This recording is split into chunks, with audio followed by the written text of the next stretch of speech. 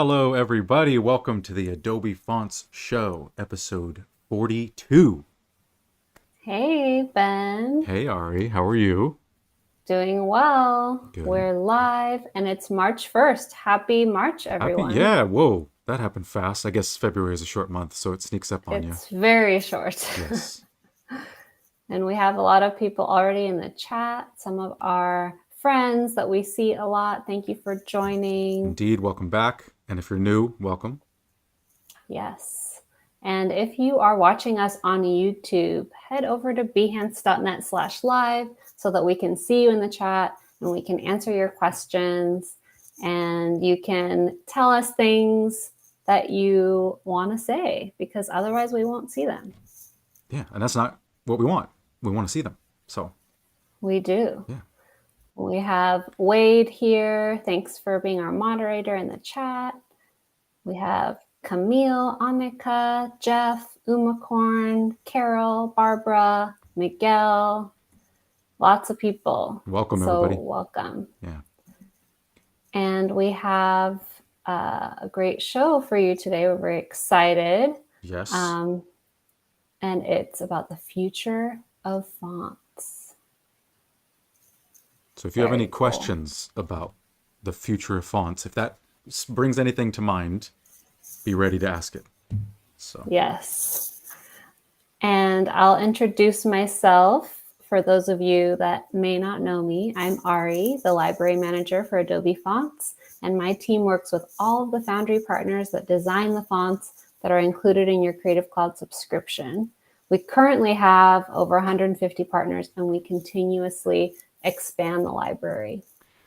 yes, and I'm Ben. I'm a content producer for Adobe Fonts. I started out in support many years ago answering type and font related questions, and now I do this show as well as other things and videos to help you get the most out of Creative Cloud and using type with Creative Cloud. So, yeah, if you're new to Adobe Fonts is a library of over 20,000 fonts that you can use both commercially and personally with your Creative Cloud subscription. And if you're not sure where to start, we have a recommendations page on fonts.adobe.com. That's a great place to check out to get things rolling in the world of type. And if you're new to the Adobe Fonts show, we talk here about all things fonts, and we have great workshops with professionals in the type world.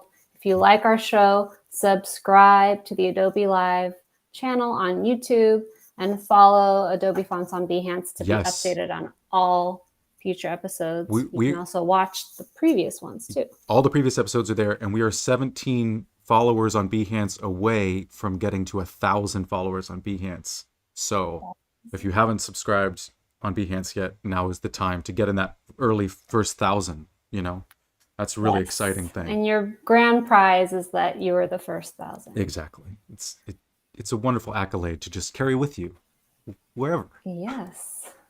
And we have a few more people that joined. Hi, Fernanda from Mexico. Hi, Alyssa. Let us know where you're from when you join. I am in the Bay Area of California. Brooklyn, New York over here. Ben's in Brooklyn. So we're covering both coasts, but we'd love to hear what country you're from, what time zone it's in. Yeah. It's noon for me. I'm hungry, ready to eat lunch. Let us know what time it is for you. 3 p.m. for me.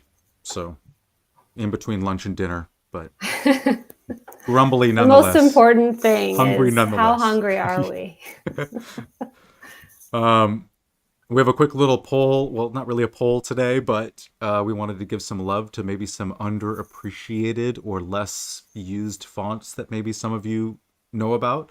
So if you have a font that you feel like doesn't get enough use or love out there in the world, mention it in the chat, and then other people can check it out and see if they like it. So, yeah, let us know if you have any, underloved fonts. Let's give them a little love. Yeah, what's your pick, Ben? I feel like I'm bad at this because I'll pick something that feels new and fresh, and then it seems to be loved very quickly. And so that's a good thing. I'm happy about that. But I feel like my fresh list of underused fonts is lacking at the moment.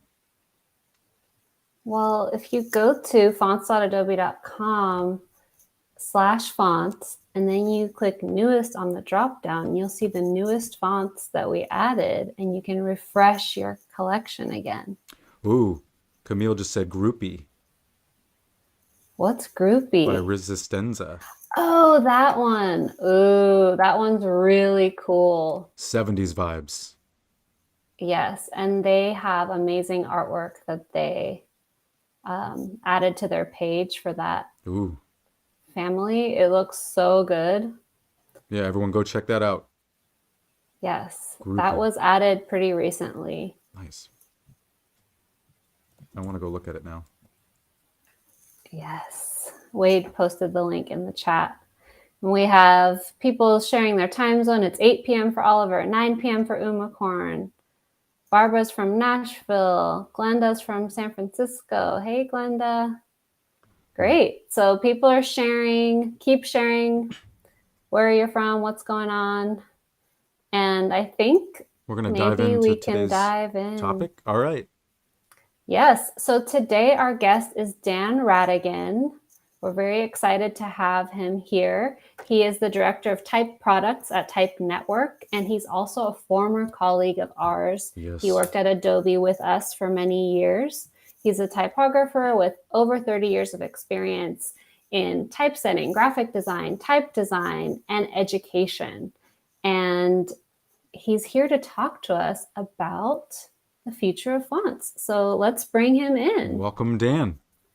Hey. Hello. Yes. How exciting to be back. Indeed. It's good to have you back.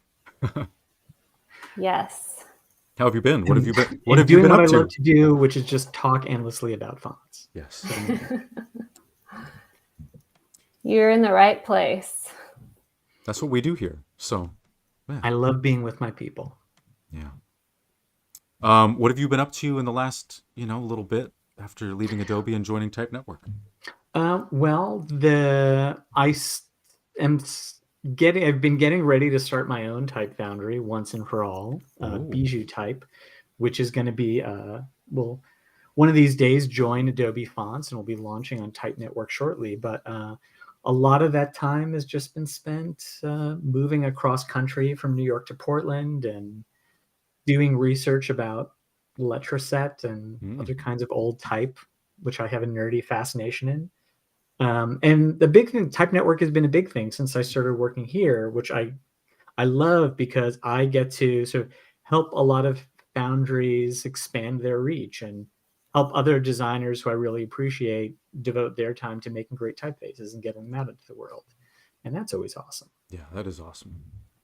And Type Network, just for those who maybe don't know what Type Network is, maybe just give a quick overview of what Type Network does and bringing all these. Type Network, we are a font distributor, so we help make available fonts from a few dozen foundries that we've curated carefully over the years. So a mixture of foundries that have been around for ages, and done incredible work, like Matthew Carter and Font Bureau, Tobias Frere Jones. And we're trying to add a lot of people who are doing newer, more interesting work that we come across. I'll be sharing some of that in these. But basically, we're trying to make a variety of really solid, well-made typefaces available to people. And then we help the people who make those typefaces hopefully reach customers they wouldn't have otherwise. And we help them get into cool situations like Adobe Fonts. So a lot of our partners, you have their typefaces available right now in Adobe Fonts for people to try out, which is also awesome. Kind of reminds me of like a record label, but for fonts. It is like a record label. We're really trying to help all these creators, continue to focus on the part of making and running that business that they love, and we just try to support that and help them share their work with more people as best we can. Nice. A worthy cause. Awesome. Well, let's dive in, I think, to the topic at hand. And let's see. Let's kick things off. It's funny to be talking about the future of fonts because, especially all the years that I spent at Adobe, I would give talks with this same topic. And so it's a future that I've been waiting to happen for so long. And I think a lot of people who make typefaces have been like thinking about this sort of stuff with variable fonts being the present of fonts. But it really wasn't until you guys started making variable fonts available through Adobe Fonts that it really feels like the future has arrived, which I'm really excited about, to kind of help people who are not as sort of focused on the innards of making typefaces realize how cool all this stuff is. So like, this is very much a thing where the future is now. So, I mean, variable fonts are a really major development in the technology about how typefaces are prepared. You know, it's been, if you've, you know, chosen typefaces from Adobe Fonts over the years or gotten them from anywhere, you know that fonts will often come packaged in these big families where you have lots of styles. And variable fonts are technology development that let all of those styles kind of exist in one file so that you can really sort of seamlessly move throughout the whole range of what's available. But in a really exciting way, you can get to work with all the in-between spaces. So if you're making something, you can actually really tweak the appearance of your typography to do exactly what you need it to do. And sometimes that's for making it fun. Sometimes it's making it more effective. And you can really decide how much you want to noodle with that or not. And it just makes so many possibilities available. So some of the fun things that you can do with this sort of dynamic approach to what the fonts can look like, you can find in new creative possibilities that didn't necessarily make as much sense before you had this dynamic thing. So this one example that I have here set up in the document, this is a typeface called June Experiment by Fracazzi. All of the stuff I'm going to be showing, this is on Adobe Fonts, so you should definitely check these out and play around with them. Yeah, and in case you missed it, whoever's watching, last month we launched variable fonts. So, which is awesome. Yeah, so if you go to our website, there is a variable fonts filter, and you can click on that and then see all of the variable fonts available to you and experiment with them. And Wade just posted that link in the chat as well. So go check it looks something like this. Yes. I wanted to highlight this because we have talked about this launch, but just in case folks had missed that, it's pretty new. So definitely go in and check it out. And this is a perfect time because you'll have Dan showing all the possibilities while you look at it yourself. Yeah. And you can actually see right up here, I was excited to see and excited for Fracazzi to see that this typeface that I was showing the example, June Experiment, is right up there at the top of the featured list. So definitely good incentive to try that and play, because look what this can do. So this is a typeface that really plays up this experimental kind of like wild character that you can get with this technology. So as I move this slider along in the range, so to work with variable fonts, if you've chosen a family that has a variable, you'll see this little icon show up in the character palette. That brings up a pop-up. It shows kind of a slider. And it shows how you can like move through the variation that's possible in the font you have chosen. So June gets really, really wild on the far end of this. So when I say that, like, you can really play with a typeface to get it to do just what you want, when you have something with this much personality to it, like maybe this style is a little too quiet for what you're trying to show, but like maybe this is going like a little bit too nutty. This is going a little too Art Nouveau. Has its time and place. 1960s quasi Art Nouveau. Yeah. But you know, you can just sort of like tap into that to like just the right degree that you feel is right for what you're doing. Of course, I want to go as totally nutty with this as possible because I love what Fair did with this. But you can even make sort of, you know, more mundane choices to get things to fit in the same way. If you have different typefaces are going to have different qualities that you can adjust. So in this family down here, scroll up a little bit just so that it's in the frame. Sure. Oh, I see. There we go. I see what's happening. Yeah. So the so this typeface, which is called Apotec from Kearns and Cairns Foundry, this has two what we call axes, two different things you can adjust about it. So now that I've changed what is happening with June up here, maybe I want to get a tighter lockup and get this sort of strap below to line up with a word of font. So I can adjust the width of this to get it to match there. So I have a little bit of a tighter alignment. And old school, you might just resize the whole typeface in terms of just the point size, Exactly. but you might lose some of that why detail. would I want to make my own name smaller? Yeah, exactly. In fact, what if I wanted to make it a little bit more prominent by making it a little bit heavier? And I can still play around with these adjustments So cool to get that to happen.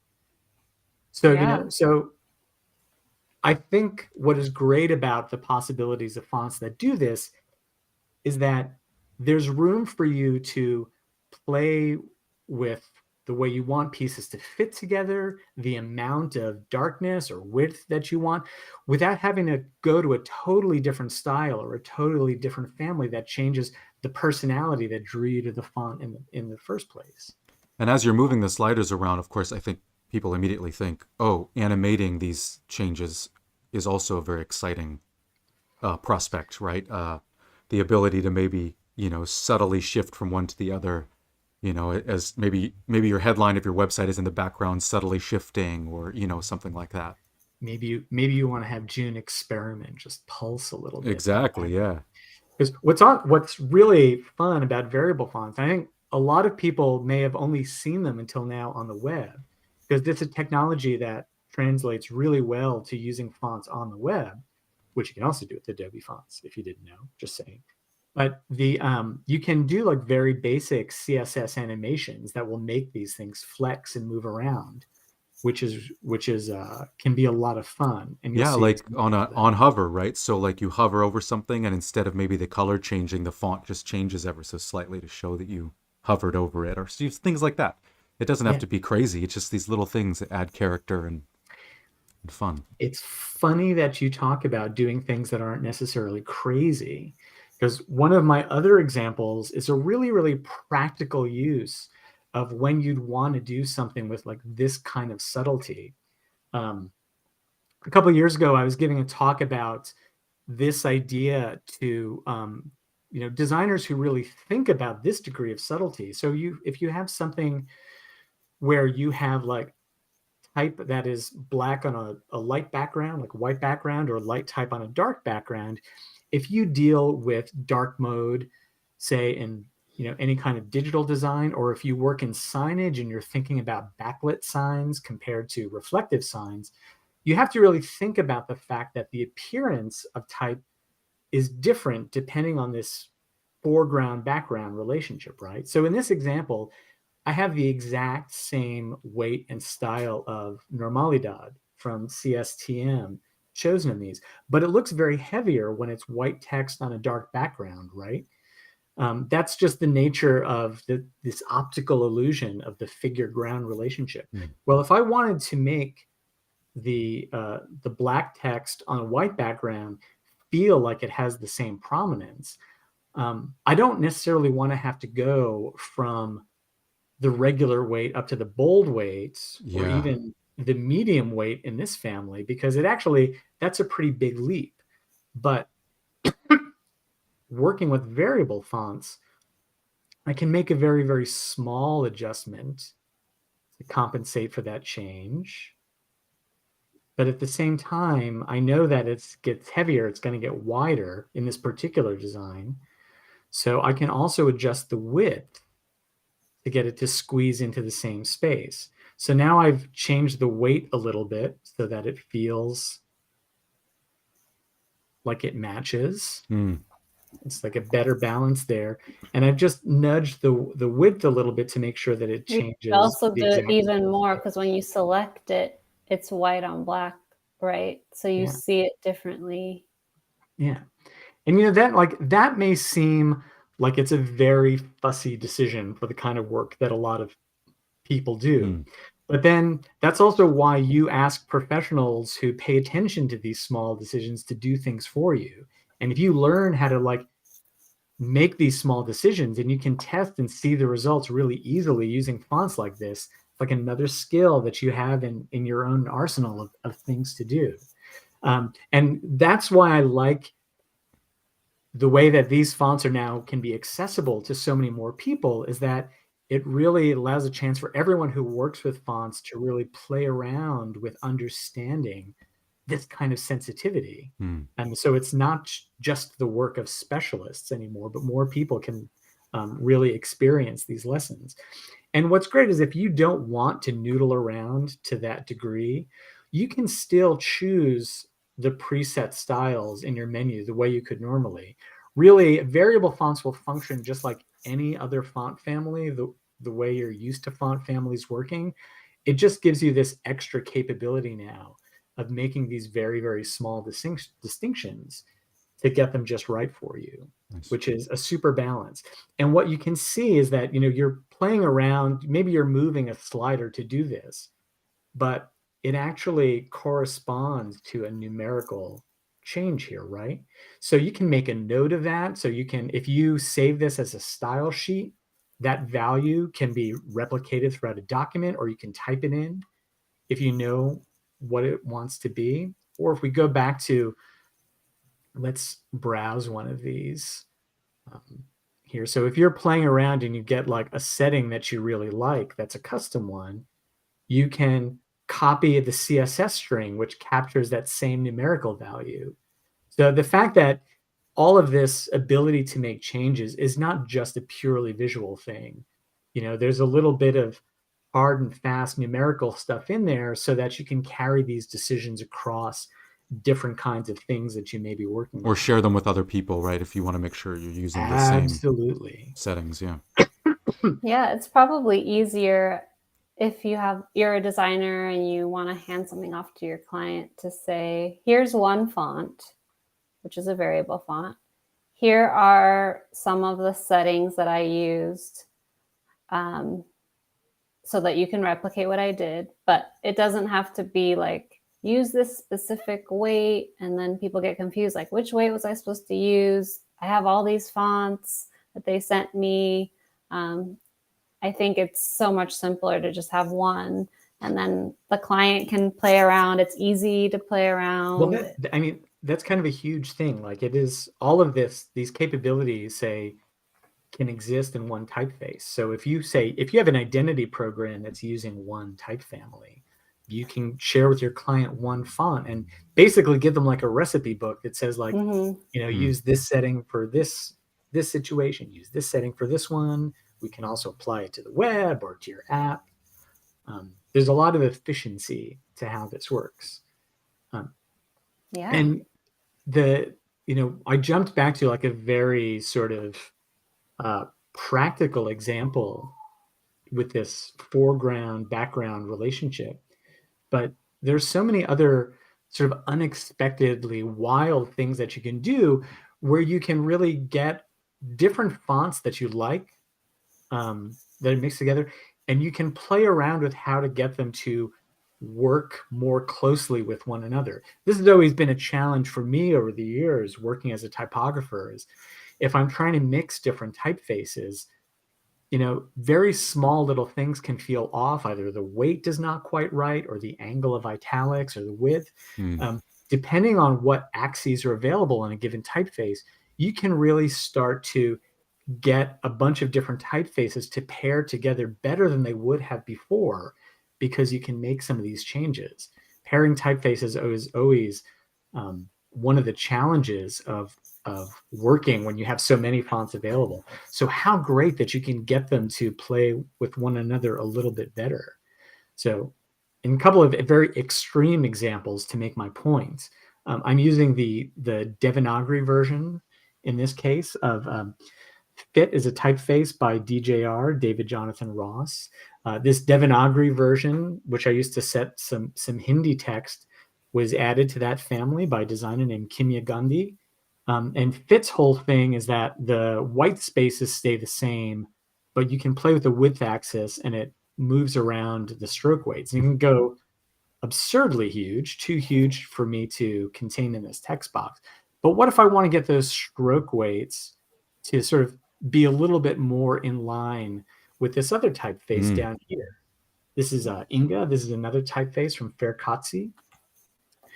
And then I'm looking at this stuff and I think it's like, well, what if I want sort of an italic style for Sigurd? This is from Blaze Type. It has an italic with a lot of personality to it. And so I want to maybe get the weight of that to become a little bit closer to this other typeface, Massilia, which is also from Blaze Type. So, all right, I've got an italic. I've got the weight's a little bit better. Maybe I choose the italic style of this and start getting them to play with one another. But those angles aren't quite right. So if I look at this and it's like, oh, there's actually another axis here that lets me play with the amount of slant in this typeface. Oh, so I can adjust that. If this typeface happens to also have a slant axis, I can make sure that they match. So I see that Massilia only slants up to 10 degrees. All right, let's make sure that Sigurd is going to slant the same way. Now Inga only has a slant axis. So yeah, it can do cool things like this, which is why you'd really want to play with Inga, right? That slick The reverse back slant, yeah. So you can play around with like, all right, do I want a little bit of sort of contrast of this angle against the angle of these two? Or do I want to play around with that and have them relate in a more direct way? And then I can sort of nudge the alignment here. I set these up with tabs. So if I want to maybe move this over and create some visual alignments, I can do that. And suddenly you've got like a whole rhythm going on here. Yeah, it's amazing just by having the same slant how they Everything ties go together. together. Yeah. And so suddenly, it's one thing to say you can make text look like it's moving or has some energy to it by giving it a slant. But when you begin to pull that through all of your typefaces, suddenly they really feel like they're going to the same place together. Or like I said, you could play around and work against that if you've got the right typeface for it. And, really get into some funky things moving on. I'm watching how slow the screen is redrawing as I scroll. We're all professionals. We all know this happens. We've all been through these kind of situations before. So there are different degrees of like cool things or practical things that you can really start to manipulate. And, as I said, you can choose the predefined versions of any of these. You're not forced to make all of these small decisions just to use these fonts, but it's great to know that they're there. And if you use one of these fonts on the web, you're just choosing the one font and you have all of this in there. It gives you a lot that you can do. So maybe you start small, take little risks, try out more things, because as someone who's taught typography a lot over the years, pardon me, I'm always in favor of try and see if it works. Yeah. The more things that you have the ability to try easily, the more likely you are to discover something new, something that feels more original, something that you can like learn and understand to develop your own skills. So, the Ben and Ari, for the years that we worked together, certainly heard me talk about how excited I was waiting for Adobe Fonts to be able to make all of these available. Because just having these in everyone's hands really is going to show us exactly what this technology is capable of. Because the people making the fonts can guess what you may want to do with these, but now is the time when we want to see what people really, really can make with all of these fonts. So now it's up to people using the fonts to start showing us what's really possible and to lead us down new creative paths of our own. Before you leave this, Dan, I just wanted to say that the little accent in the Devanagari version at the bottom there, Yeah. now aligns with the slant of the future fonts almost perfectly. You know what? I totally missed that, but you're right. Yeah. And that's purely an accident. Yeah. That's the kind of things that you may discover when you try things out. You may get things to pick up even better than you realized. And now that you It's true. pointed that out, well, let's say if maybe we try to play around with that and make sure that it really and truly does match Exactly. the Yeah. angle of that mark in the Hindi strap. Ben, that was awesome. I can't believe that I missed that.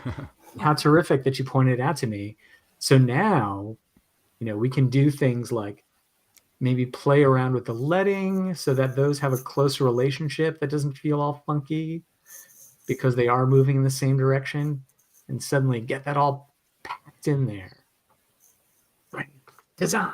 This is how it works. Typography in action. There's this other example that I wanted to show.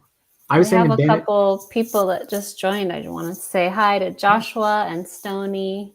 Welcome. Welcome. And for everyone who is in the chat, feel free to ask questions. Dan is just going through a few examples of what you can do with variable fonts. And we'd love to hear if you have any questions for him. and not for nothing, but I was saying to Ben and Ari earlier that in putting this presentation together, I even discovered a whole new feature of InDesign that I did not realize. So anyone always has an opportunity to learn more that we're doing. So I didn't realize that InDesign finally allows you to make alternate layouts, so you can have a page size of a different dimension in your document. So this next example required a smaller page. So let me zoom in on that. So all of these things that you can change in variable fonts, you get different options from one type family to another. It really depends on what the designer has built and what is available to play around with. This typeface, Marley Display from Contour Type, this has one axis. You can adjust the weight. We looked at some fonts on that other page that had a slant axis, a width axis, a weight axis. Kepler from Robert Slimbach at Adobe has a width and a weight in this display cut. If you look at what I've used here for the text, you see that we have optical size, width, and weight. So the type designer builds in capabilities based on what they want the family to do. And it's totally worth cracking open this slider if just to see what's in the toolkit that you get with any given typeface. What I wanted to point out with this example, though, is when software knows about certain axes that we call them, some of it can be semi-automated. So in this case, InDesign has a capability, you can look for it in the type preferences, map optical size to font size in variable fonts, which is great.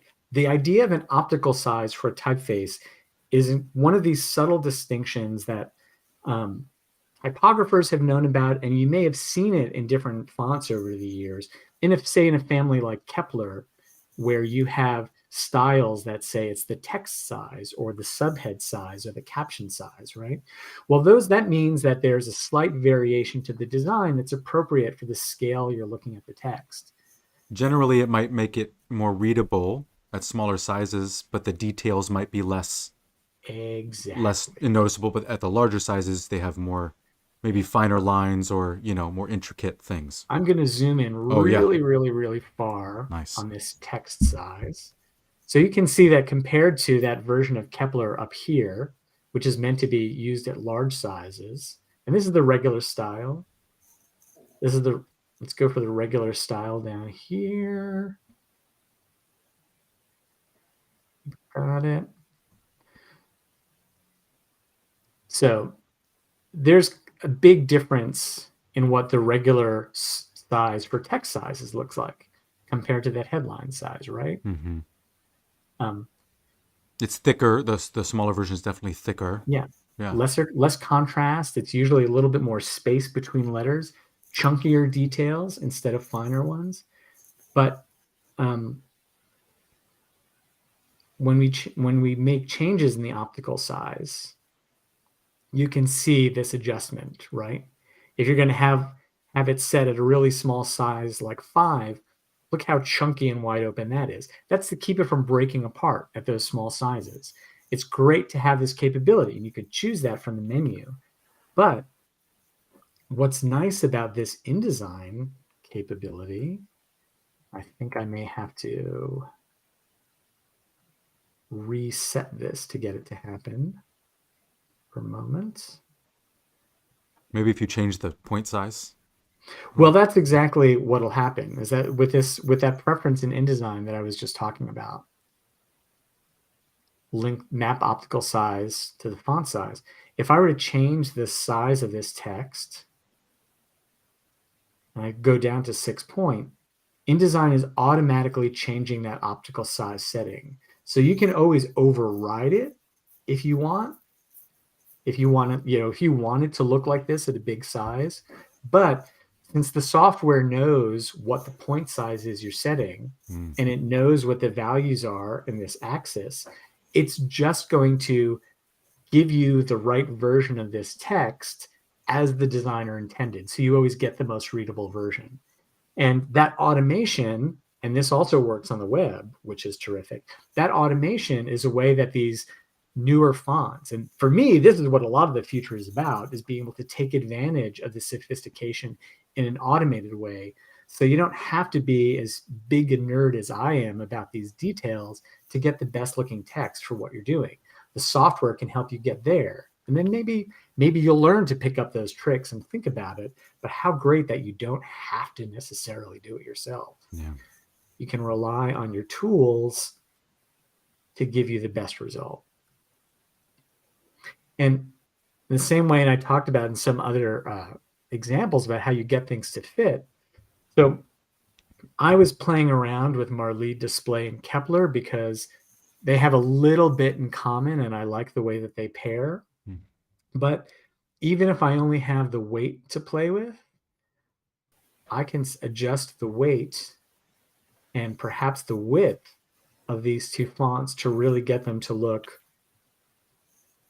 more like they came out of Complementary, or so I can mix and match them a little bit better and get them to feel a little bit more like they are closer cousins than they started out. And I know I keep harping on this in all these examples, but for me as a typographer, it's great to be able to make choices, see styles that I love, that they have a personality that speaks to me, and know that I can get them to do just the right thing. I can help them pair a little bit better or relate a little more to one another, or in some cases, I can push them further and further apart to make sure that, they have a maximum contrast of personality, if that's what I'm after. Yeah, so maybe this is a great solution to font pairing woes. I think Font it's pairing is like the biggest problem that people have, right? Absolutely. That's why this example of, the Kepler and Marley display, this is an example that came from a little feature I wrote on the Type Network website about pairing typefaces, where I talked about, when you're trying to pair typefaces, what you're usually deciding is how different do you want things to be so that they strike just the right balance and they work with one another. And sometimes you want to push it a little further apart. Sometimes you want to nudge it closer together. I love the fact that when you have this much control over your typography with variable fonts, you're not stuck with just one choice, but you can really manipulate that relationship. Like you saw, particularly in this example, where we played around with different ways that these related to one another, whether it be the width or the weight or the angle of the typeface. So you can really explore the design that you come to at the end when you have the control over all those variables that go into the mix. Yeah, and you can also use the same font for pairing. Like with huge families, you could use the headline for the headline and then the subhead, and a huge workhorse family gives you that ability, and then it's just enhanced even more when it's all in one font and you can tweak to your heart's content. And then you don't need to worry about pairing too much because it's all done for you. Yeah. The where's you know, the Adobe originals that are available as variable fonts now, like Myriad and Acumen, they've been, you know, they're good examples of how this technology has been baked into the design of these big type families for a long time.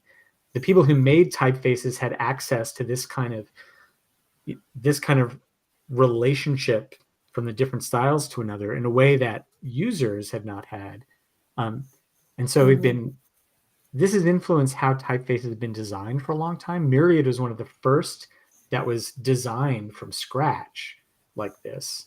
And it's great to have this technology back in the hands of users so that you can take a family like Myriad and know that you have access to everything that's in there to get it just right.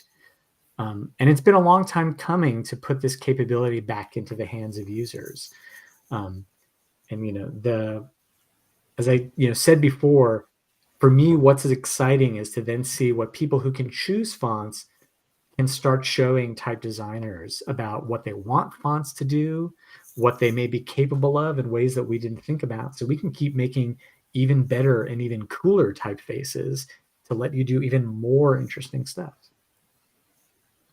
Yeah, Yeah, Dan, that's great. and Dan, what would you say to someone who's like, "Oh, these are a lot of options, and I might be feeling a little bit of decision paralysis or something, or maybe just feeling a little intimidated with all the things you can do."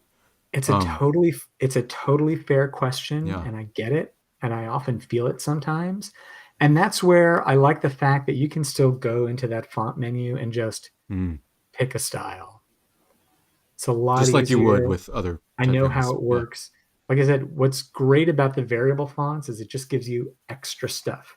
So you can push in, you can explore as deeply into that as anyone wants to. And you know, if you want to go deep and go crazy, that's awesome. You're probably contributing right back into what the type designer is thinking about, which is terrific.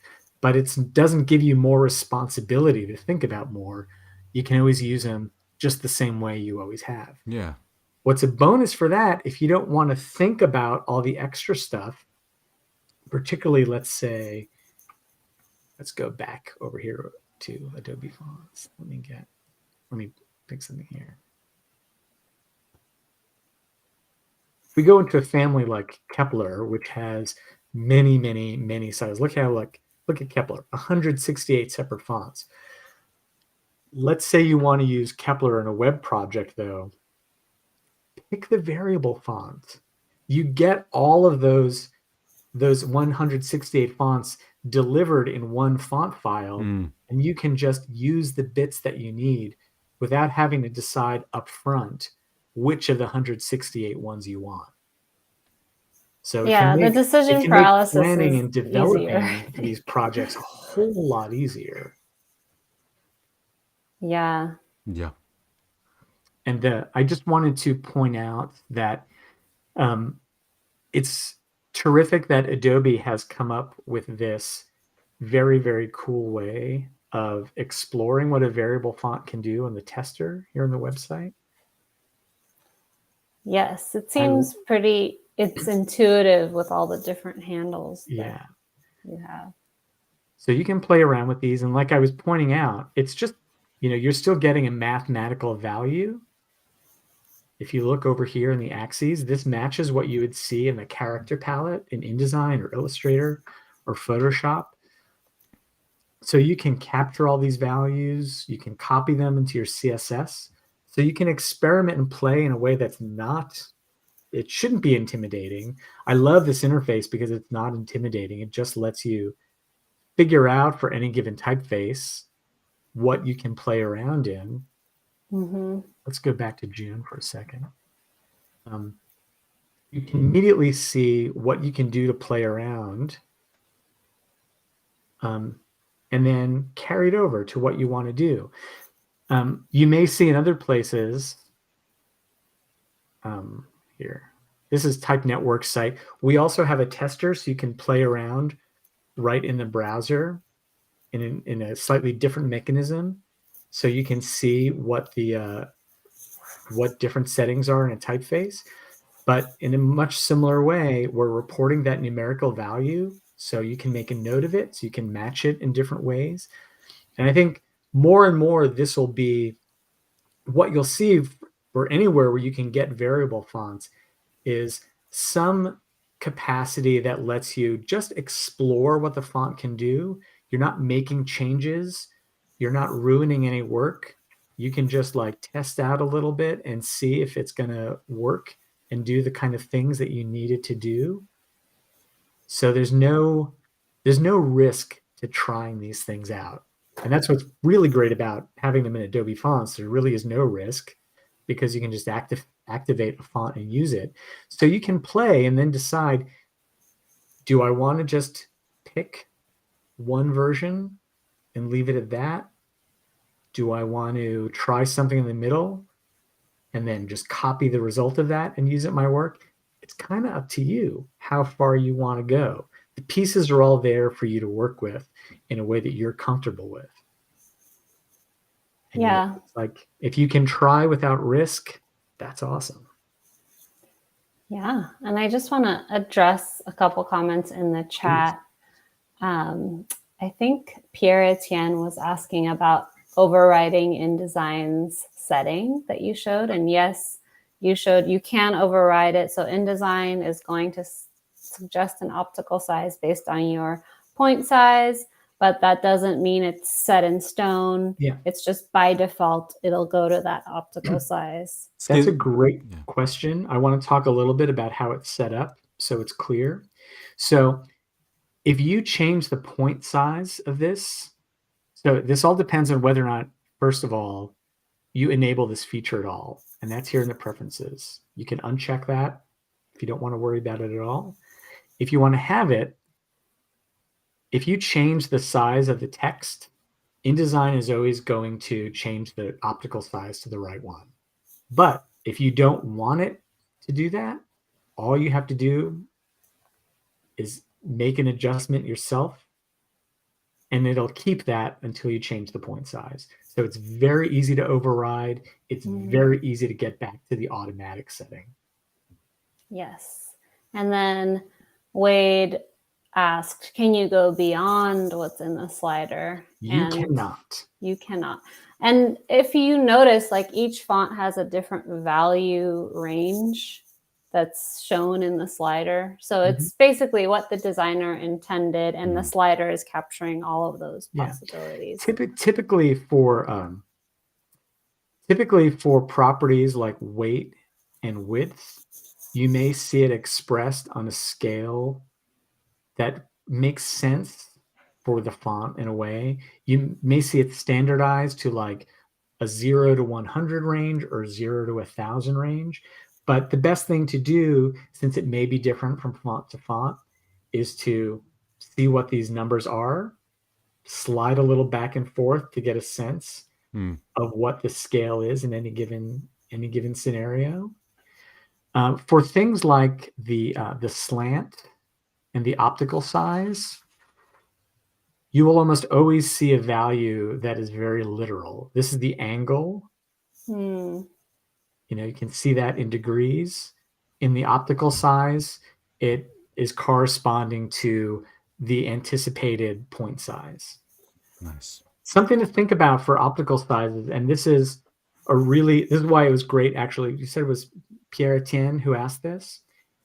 You don't always want to use the automated optical size because InDesign doesn't know how big your final project is necessarily. You could be working in InDesign on an 8.5 by 11 document size, but you could be designing a poster where you want all the text to act like it's really, really small because people are going to see it from far away. So it's good that you can override the setting. That's totally like a great capability that InDesign made, because only you know what you're making. That's for sure. And sometimes I don't even know that. So you may not know when you start out what it's going to be in the end. That's totally true. It's happened to me all too many times. So I peeked another slide that you had with an interesting typeface. That was very, very sly of you. Was it a secret? It's not a secret. These are a couple of families that my Type Foundry Bijou Type is going to be releasing, hopefully within a month or so. They'll be available on Type Network, and hopefully a month or two after that, they'll be available in Adobe Fonts. But these first two fonts, these are all caps display fonts. But they support Latin script, including things like Vietnamese. They'll support Cyrillic languages like Russian and Ukrainian, and they'll support Greek. And so we have a surprise guest behind you. And this is BB, the Wonder Pup. BB is the reason that I get up from my desk chair as often as I probably should to move around. BB loves fonts almost as much as I do, which is why we named her BB. But yeah, thank you. And Thank you for letting me brag about my typeface family's Glor, Dot, and Wrinkle. Well, yeah, I wanted to ask, what was your inspiration for the one in red? Is it like a digital pixelated kind of thing? Well, it's kind of pixelated. It comes from a headline of an old magazine. I do all this research about like weird display typefaces that people used in magazines in the 60s and 70s, because they use things like, rub down type like Letraset with all these crazy styles. But I found this one style that I could not identify anywhere, like, that have the similar pattern of like these rows of dots. So it almost looks like blinking marquee lights. Yeah. And so since I could not identify this specific configuration, and I only saw it in one place, I figured someone probably drew just the letters that they needed. But since the system made sense, I just sat around one morning and I like knocked out a whole alphabet, and I was like, okay, let's keep going. What would the Cyrillic version of this look like? What would the Greek version I also look like? just had an idea if it was turned into a variable font, where if you change the width or the weight, the dots could go from 4 to 3 to 2 to 1 and back up. Or they could get further apart. Yes. Or closer together. The dots could change in size. Ooh. You get smaller dots or bigger dots that knock into one another. This sounds very fun. Maybe that's next year's project. Okay. All in good time. Yeah. So you only have to draw a circle. Like the Bezier curves that are needed for this are just for each individual dot, right? And then you just like place them. Yeah, designing this was like designing a pixel font. I would start out with just like a grid of all dots, and I would take out the ones that I need, like flipping switches on and off. And when should people kind of look out for these to be available, would you say? Well, obviously, you should follow me on Twitter at UltraSparky. Yes. Because I will be very excited about these when they're ready. But I expect that they'll be available on Type Network by the end of March, if all goes well. And that means by about the middle of the year, I hope to see them on Adobe Fonts. Fantastic. Yeah. And yes, UltraSparky, I just put the link up on the stream. So follow Dan on Twitter for any updates about Bijou Type and other fun things. And pictures of dogs. Letraset and pictures of BB. And also a bunch of people in the chat said hi to BB. So that's nice. And then just wanted to say real quick, at Type Network on Twitter and Instagram to follow Type Network and what they're up to, and then typenetwork.com. Go check out what they're up to. There's a blog there with some really great stuff. And, and a lot of variable fonts content on the blog. A lot of variable font stuff, so check that out. Yeah, we've been trying to write a lot of stories about variable fonts to help people understand what's possible and how they work. Fantastic.